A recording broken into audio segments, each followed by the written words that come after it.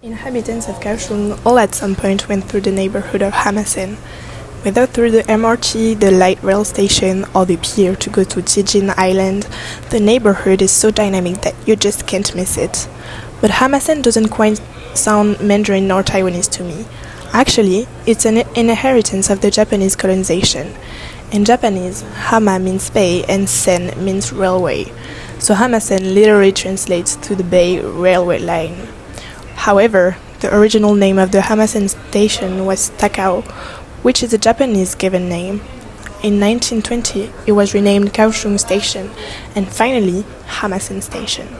The current museum of the station kept this noun despite those changes. Under Japanese colonization, which began in 1895 with the signing of the Treaty of Shimonoseki, Taiwan was ceded to Japan, which represents a significant historical turning point.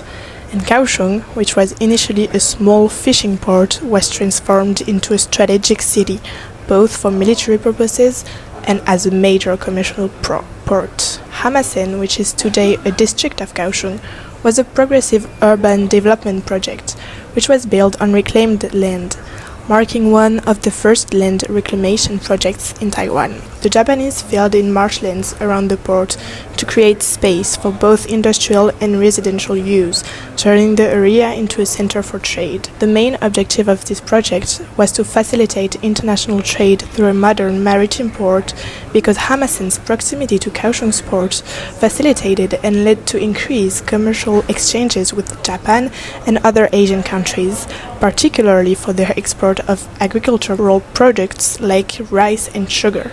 This development significantly contributed to Kaohsiung becoming one of East Asia's key commercial centers. The Japanese started to modernize the island, but not only port construction and industrial facilities.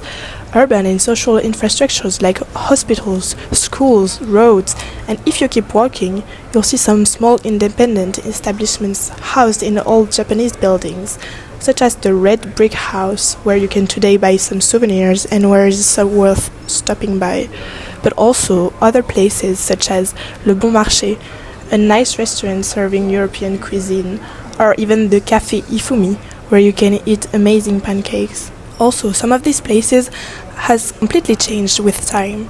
For example, old Senwa Bank building or Yamatagra bookstores, which both of them became nice restaurants, and of course many other public places, marking a break from the previous Chinese colonial legacy. But even if these constructions permit to retrace the period of Japanese colonial rule, one of the most important projects was the development of the railway, essential for connecting Kaohsiung to the rest of the island and allowing the rapid movement of goods, such as raw materials and manufactured goods, to the ports, leading to play a crucial role in the island's economic integration. Thanks to the railway, the city was rapidly connected to Taipei and other agricultural and industrial regions of the island, but also encouraged industrial growth around the station and port infrastructures. Industrial zones emerged around Hamasen, contributing to the island's industrialization and reinforcing Kaohsiung's role in Japan's imperial economy. So, with the Hamasen railway station, one of the symbols of this modernization, which represents the connection between Kaohsiung's ports, industrial zones, and Japan's colonial economy.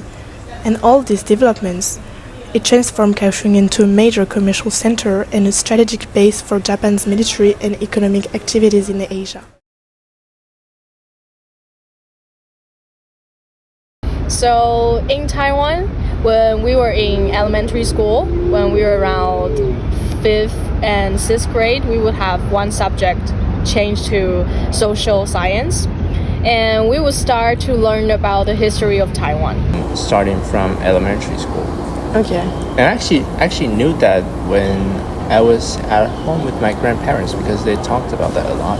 Okay. But I also learned that from school systematically about Japanese colonization and the history behind it, what they did and how they did those things to Chinese people, and what harm did they do and what benefit did they create. So for me personally, I think people in my generation, we wouldn't consider ourselves Japanese, but for my grandfather, because they have been through the period of the colonization of Japan. So, in their opinion, they would probably think that they're Japanese since they're able to speak Japanese during that time. But I think as for my parents, they wouldn't say so. And as the young generation, that's definitely not a thing. In the history textbook, the way they taught us about the Taiwan history is that we have this period and this period and this period, but there's never a Taiwanese identity. So they would say, oh, this happened. So before the time, there was like the indigenous people living on the island. And then after 18th century or like 17th century, the Dutch came, the Spanish came. So that's the Dutch and Spanish colonization era. And then after that, it's like the Ming Dynasty era and Qing Dynasty era, Japanese colonization, and then ROC era. So I don't think a Taiwanese identity ever existed in the history book.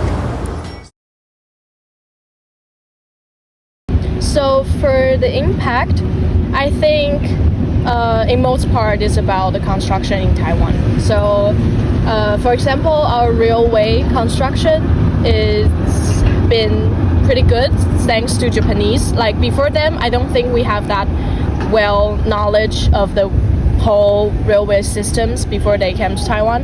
And I don't know if you know that, but the Kaohsiung's old name is called Takao, which is Dago in Chinese, and that came from Japanese. So it is somehow like they did quite a lot of construction in Kaohsiung as well, and the southern pier, it is also constructed by them. So I would say mostly about the construction and the transportation that they've devoted a lot for Taiwanese.